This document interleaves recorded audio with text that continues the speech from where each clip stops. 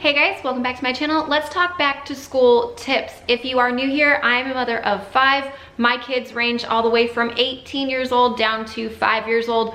4 of them are in school this year. Tristan just graduated, but I do have an 11th grader, 8th grader, 3rd grader, and a brand new kindergartner this year. I have done this a million times, tons of tips and tricks to help make the transition a lot easier for you this school year. I do have 3 other videos just like this one from each school year with plenty of tips. They'll be in the description box down below. Some of these might meet up with a few of those, but that's because they are just that good of a tip to help this whole thing go a lot smoother for you. The first place I want to start is over last school year, there were several things that really helped us and things that hurt us. So I wanna make sure to cover those so that way you don't hit that roadblock too, or that way you already have the tip to go off of so you don't have the problem that we did. First thing that helped us a ton last school year and every school year preceding that is do what you can the night before. Lay out your kids' clothes, lay out water bottles, lunch boxes, snacks, anything non-perishable. Lay it out on your counter, on their dresser, on your dining room table the night before. Save yourself the struggle. During the summer, we completely fall off all of our routines, but during the school year, one thing I do manage is every single Sunday, I will make sure that the kids' school uniforms, or in your case, if they're not a uniform school, just their school clothes are done either on the Saturday or the Sunday. Just set aside a designated day to make sure that their clothes are ready for the week ahead, because you don't want to be going in their drawer and all of a sudden you don't have a shirt or a pair of shorts to put on your kid that are clean. I cannot tell you how many mornings, and as organized as I am, if you've seen my channel, how many mornings we got screwed because the kids did not put their shoes where they were supposed to be the night before, or I didn't have their water bottle clean, I couldn't find an extra water bottle, they had broken it the day before, left it at school. Have extra items on hand, extra water bottles, extra ice packs. If your kids are little especially, they will play with them, they'll lose them in the lunchroom. Have extra ice packs if you're gonna pack their lunch. I bought penguins and I love them, they're so cute. My kids love them, the kids play with them. Declan's lost countless penguins in the lunchroom, so just have extra ice packs as well. With having extra things, if you can do it, have an extra pair of shoes that are school regulations, so closed-toed like tennis shoes. I don't care if they're a cheap pair from a garage sale that you go thrift from somewhere, a $15 pair out of Walmart, it doesn't matter. You don't want to be running out the door and your kid go, Mom, I don't know where my tennis shoes are. If you have a spare set that you know exactly where they are and they're there just for emergencies, that'll help a lot. So on the topic of extra things to keep around, extra school supplies. My kids, they don't have homework with the type of school they go to, but if yours does, set up a homework station and have extra pencils, crayons, scissors, glue, all of that. You could pick it up really cheap at the stores right now. All of that I've covered in a previous video. But extra school supplies on hand. And one step further, you never know when your kid's gonna come home and say, Mom, I've got a project due tomorrow, and you didn't have any time to prepare. I keep like big fat markers and Sharpies and stuff on hand for if they have a project that they didn't tell me about. I also keep extra stuff like this just in case. One last extra item you might not think of. If your child does a car rider, so they have a car tag that you need to be able to pick them up at the end of the day. If your school gives you 1 or only 2, get at least 1 extra if you can. I know our school makes you pay, I think, $1 for them, but either way, get a few extra. Last year, my mom had to pick up my daughter on 2 separate occasions because there was just an emergency going on and I couldn't get there. She did not have an extra car tag in her car, and it just makes the process a lot easier if she would have had her own. You're seeing some supplies start forming behind me because my next topic, literally label everything. If it leaves your house and goes into the school with your kids, have their name on it. Clothes, jackets, school supplies, backpack, lunch boxes. This is my daughter's soup thermos. This one's brand new. We had to throw hers from last year away. She's a middle schooler. I don't want to talk about it. But this, we still have to label. Label everything. By the way, water bottles, when I said if I missed that in the extras, have extras. Here's Gwen's from last year. This is now one of her extras from this year, but you can see her label has completely faded out from being washed so many times. So I'm gonna have to relabel this. I've shared the name stamp. I absolutely love them. No, this is not sponsored. I do have a code for a discount, by the way, in the description box if you want to save some money. But these little things right here are stamps that you put on the clothing, the backpacks, any fabric item, and it will not ruin in the washing machine. These things right here are genius.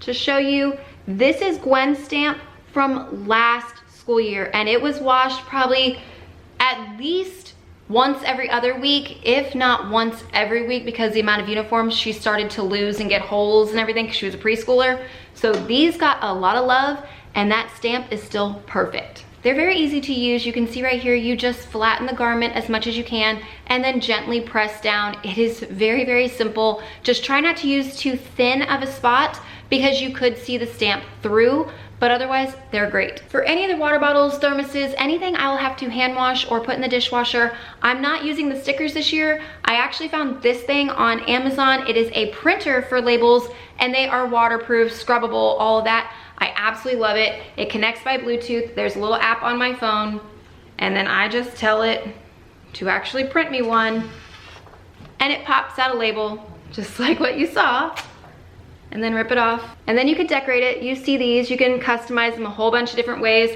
and you can actually pay for the app and get a whole bunch more little symbols, but you just pop it on their water bottle wherever you want to stick it.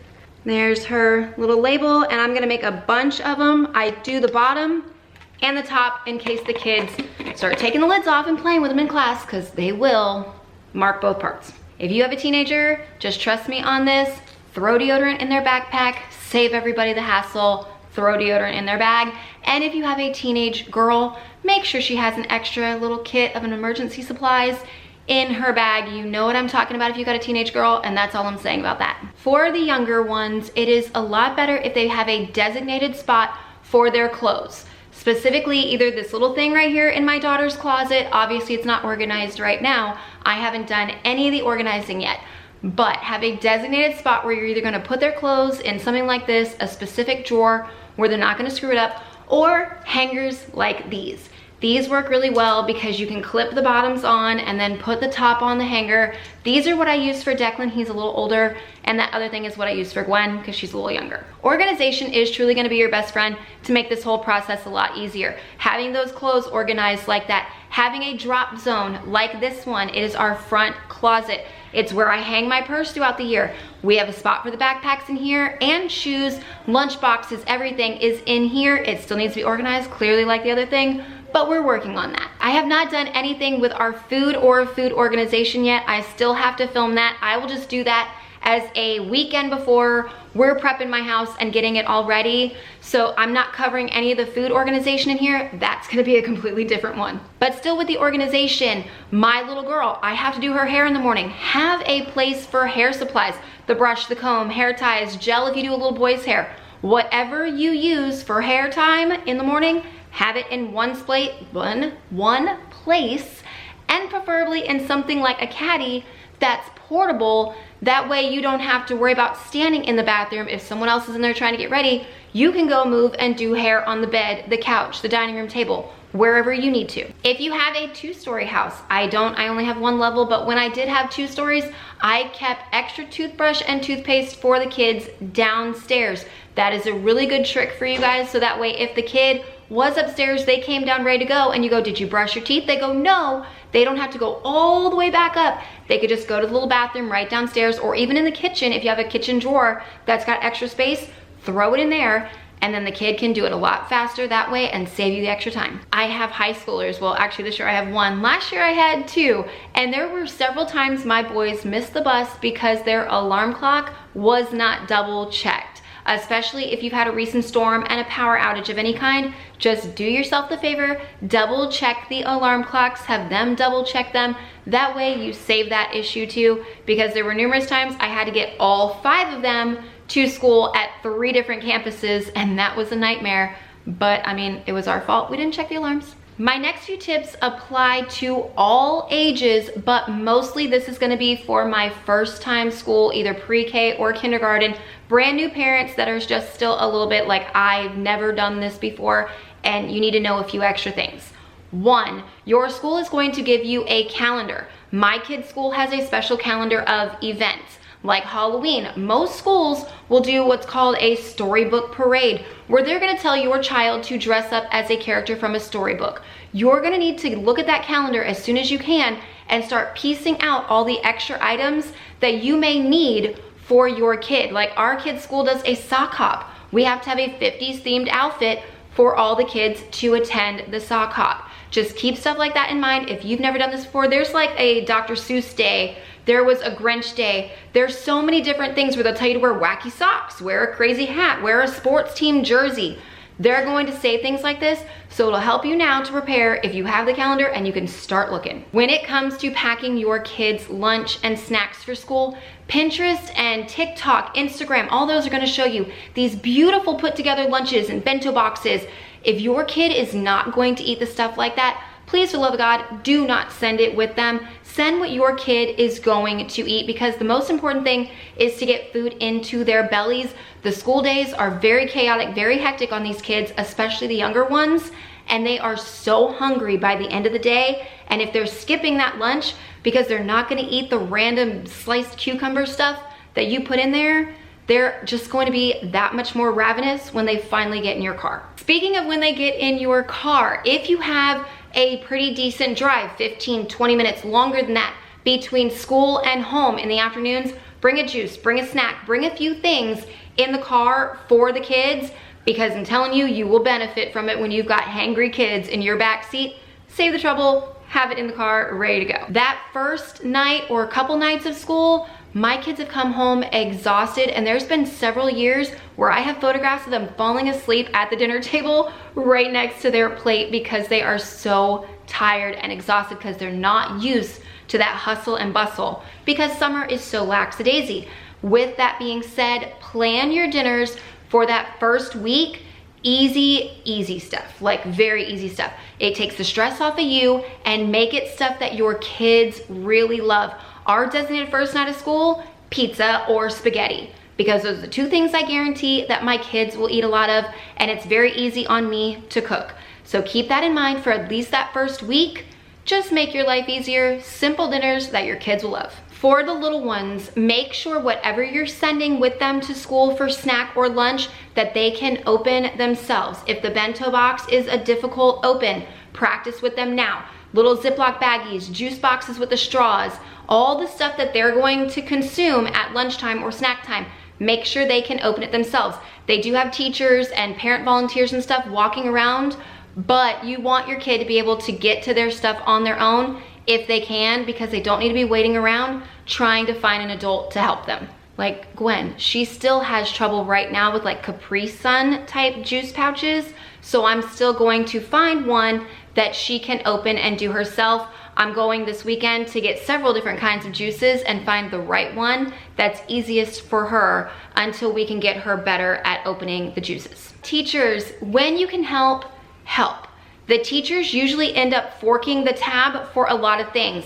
Like for me last year, if I was in the store and I had to buy a pack of antibacterial wipes for my house, I would grab a second one and drop it off at my daughter's preschool. It helped so much. She was always so excited when any of the parents dropped off tissues, antibacterial wipes, Lysol spray, hand sanitizer, germs. We're gonna get into that in a minute.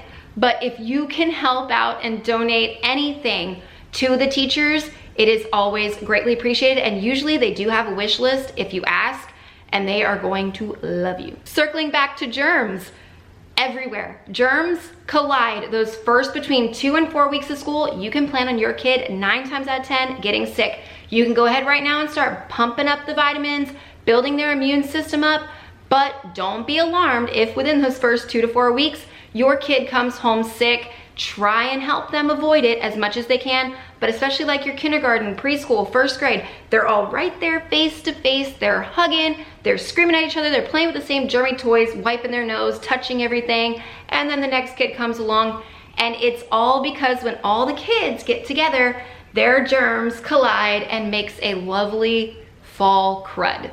So just prepare for that. Just giving you the warning. Coming down to my last 3 tips for this video. Now I have tons of other ones I didn't even touch on. Like I said, those videos in the description box down below, because I do go a lot more into depth about like first day signs, first day pictures, school lunchbox notes, all of that, breakfast ideas, lunch ideas. Those are all covered in a different video. First of those 3 that I'm mentioning, do something the night before to make it fun. A lot of teachers at Meet the Teacher will send home something like, what did Declan have? Jitter glitter. He had jitter glitter from his teacher last year. You gotta put it underneath the pillow. It comes with a cute little poem. Teachers will sometimes send stuff like that.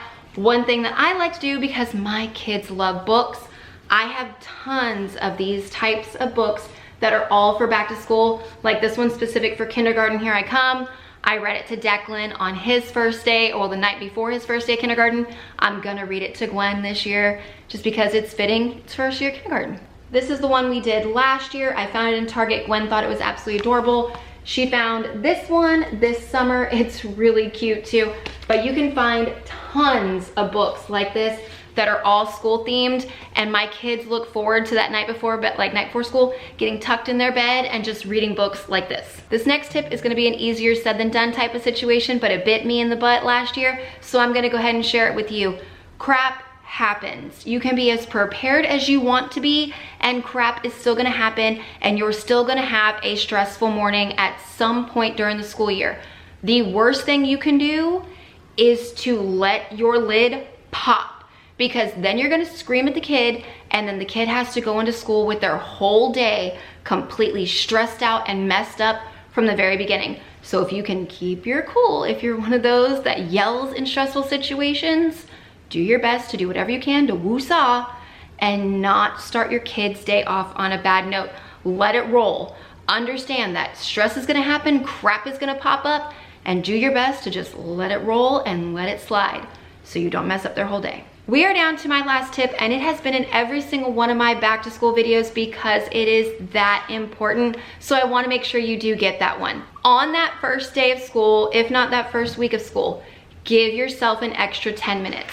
You might not think you're gonna need it, but just give it to yourself. If you think you're only gonna need an hour to get everything ready in the morning and get out that door and get to school, give yourself an extra 10 minutes. Give it an hour and 10 minutes, because there's new people on the roads. The buses are back on the roads. You're gonna get in that car line. Car lines suck. And you're gonna get in there with a bunch of kindergarten parents that have to let their kids out. They've never done this before, and you need to pack your patience pants. But those extra 10 minutes can make such a huge difference. Your kid might not want that cereal, might not wanna wear that shirt. It just 10 minutes will save you, just trust me on this.